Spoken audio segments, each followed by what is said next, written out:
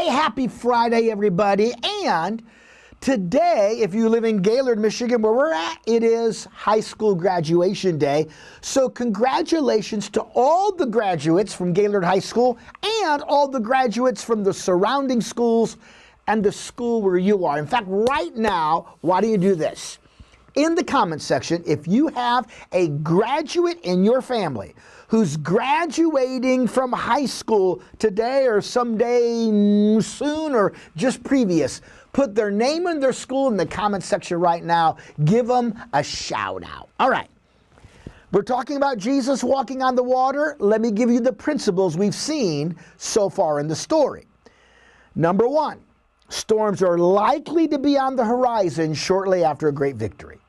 Number two, God's plan for spiritual growth includes storms and adversities.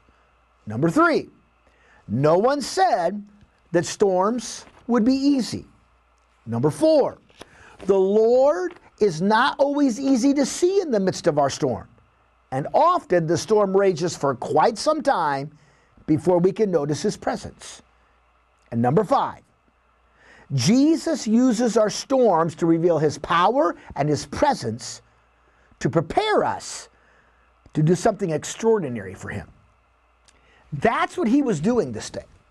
He came to them walking on the water to prepare them to do something extraordinary. Now, only Peter is going to do it. But what he does is amazing. And if you know the story, you know what happens. Peter also walks on water in the midst of the storm, at least for a few steps. Now, you could say that Peter was a water walker. Peter took a step of faith in the midst of the storm. Now, what I want to give you beginning now, and we'll continue with it on Monday, 3 requirements for taking a step in the midst of your storm. If you're in a storm right now, you need to take a step. God is preparing you to take a step. So what are 3 requirements you and I have if we're going to take the step? Here's the first one. Taking a step in the midst of our storm requires extreme discipleship. Extreme discipleship. Listen to this verse. Jesus comes. Jesus says, "Fear not, it's me." Matthew 14:28 says, "And Peter said to him, Lord, if it's really you and you're not a ghost, command me to come to you on the water. Let me walk on the water too." And Jesus said, "Come." Now, I need you to understand this. What did Peter do before attempting to walk on the water? He first ascertained if it was God's will for him to do so. Now, that's important. You better not try walking on water in a storm unless you know it's God's will. You see, this was not Peter doing extreme risk-taking. This was Peter doing extreme obedience. If that's you, tell me to come.